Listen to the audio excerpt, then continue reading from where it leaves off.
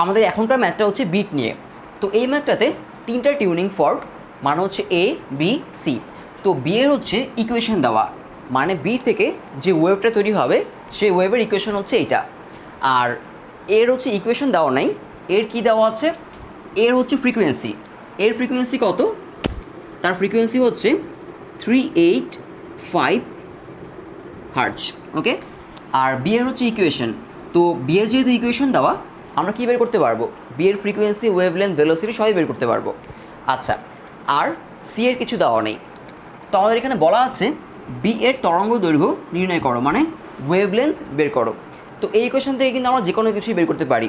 আমরা আগের ম্যাথগুলোতে প্রত্যেকটা ম্যাথে প্রায় 60% ম্যাথে আমরা এই ইকুয়েশন থেকে কিছু না কিছু বের করেছিলাম।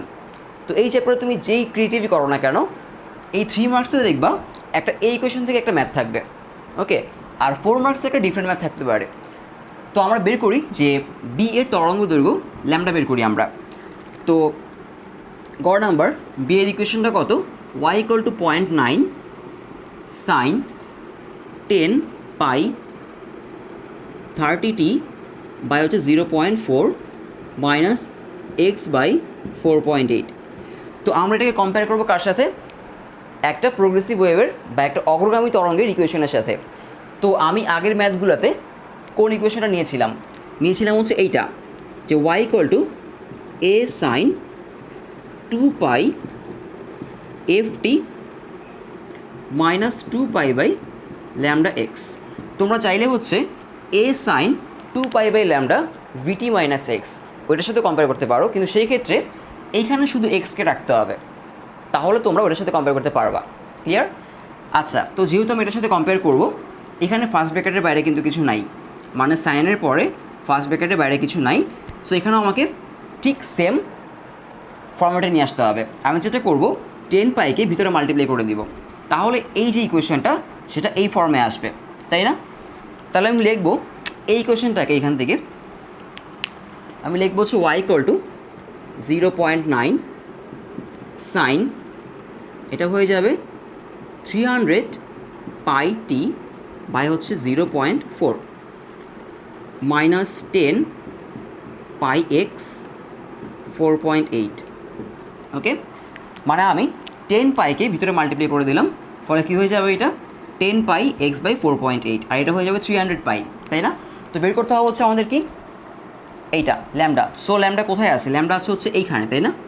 সো এটাকে আমরা ইকুয়াল টু এইটা ধরবো, মানে এক্স বাদে, এক্স সহ ধরতে পারো, কোনো সমস্যা নেই, এক্স কাটাকাটি চলে যাবে।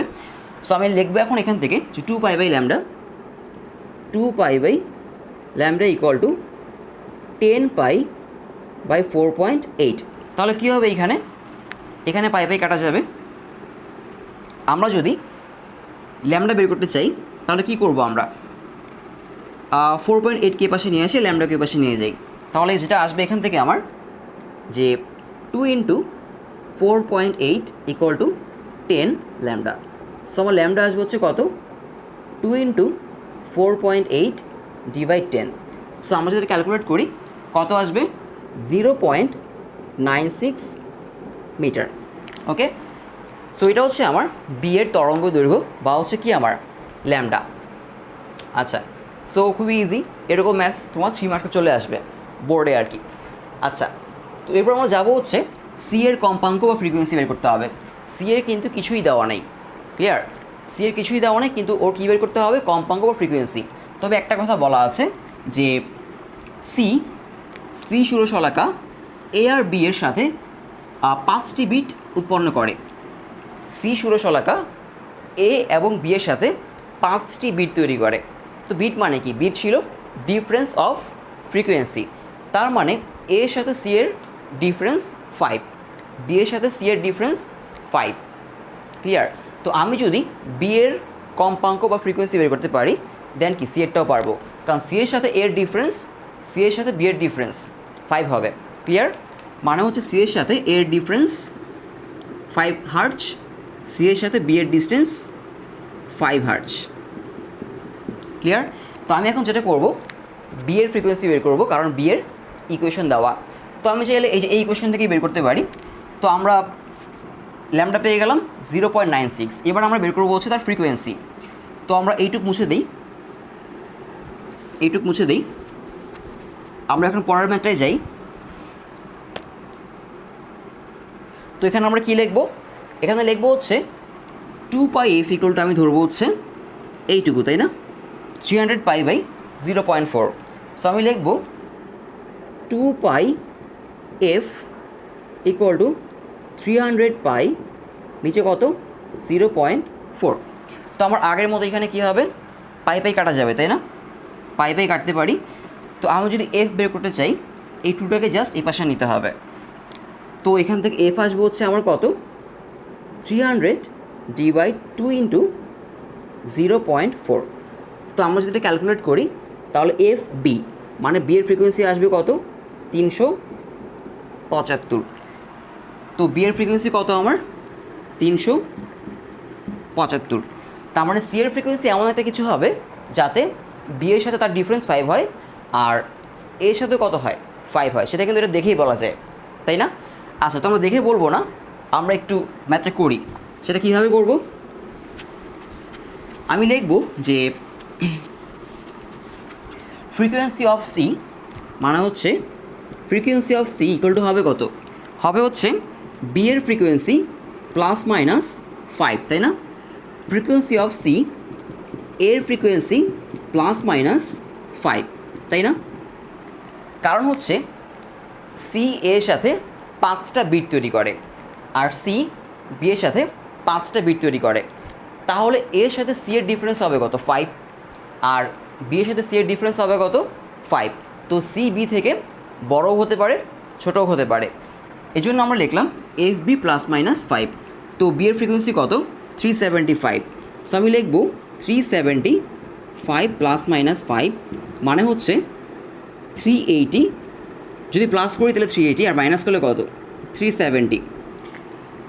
তো সি এর ফ্রিকোয়েন্সি যদি এটা হয় অথবা এটা হয় তাহলে সি বি এর সাথে কী করবে 5টা বিট তৈরি করবে।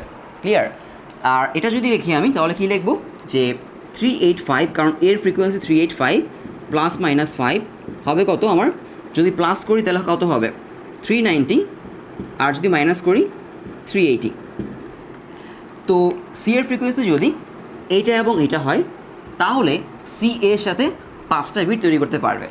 কিন্তু এখানে বলা হচ্ছে সি ষোড়শলাকা এ এবং বি দুইটা টিউনিং ফর্কের সাথেই বা দুইটা ষোড়শলাকার সাথেই 5টা বিট তৈরি করে। তাহলে সেটা কত হলে পসিবল? যদি 370 হয় তাহলে কিন্তু বি এর সাথে পসিবল, কিন্তু এর সাথে পসিবল না, তাই না? যদি সি এর ফ্রিকোয়েন্সি 370 হয় তাহলে বি এর সাথে পসিবল, কারণ 370 375 5 ডিফারেন্স, কিন্তু এর সাথে পসিবল না। তাহলে এটা কি কাটা যাবে না? এবার দেখি আমরা 390 হলে এর সাথে পসিবল কিন্তু বি এর সাথে না, কারণ হচ্ছে বি 375 আর এটা 390 15 ডিফারেন্স। সো এটাও কাটা যাবে, থাকবে হচ্ছে 380 আর 380। সো এটাই হচ্ছে আমাদের অ্যান্সার। ওকে, 380। তো সেটা কিন্তু এটা দেখেই বলা যায় যে 375 আর 385। ক্লিয়ার? সো মাঝখানে হবে 380। তো এটা একটু ডিফারেন্ট টাইপ ছিল। আমরা কিন্তু যখন থিওরি পড়েছিলাম তখন কিন্তু আমরা এই বিট থেকে দুইটা ম্যাথ করেছিলাম। সেটা কিন্তু এরকম ছিল না, সেটা ছিল যে দুইটা টিউনিং ফর্ক, আমরা কি করব একটাকে ওয়েট বাড়াবো মানে মোম দিব, মোম দিলে ওয়েট বাড়বে, ওয়েট বাড়লে ফ্রিকোয়েন্সি কমবে, বিট চেঞ্জ হবে। আর আরেকটা ম্যাথ ছিল এরকম যে ঘষবো বা রাব করব। তো ঘষলে বা রাব করলে কি হয়, সেটা হালকা হয়ে যায়, আর হালকা হয়ে গেলে ফ্রিকোয়েন্সি বেড়ে যায়, বিট কমে যায়। ওকে, তো আমরা থিওরিতে এরকম ম্যাথ করেছিলাম, তারপর এরকম একটা ম্যাথ আমরা আবার করব, কারণ এরকম একটা ম্যাথ না করলে আসলে ম্যাথ পার্ট কমপ্লিট হবে না আসলে। তো আশা করি এই ম্যাথটা বোঝা গেল। ছোটো ম্যাথ, কিন্তু এরকম ম্যাথ কিন্তু আসবে, অবশ্যই আসবে।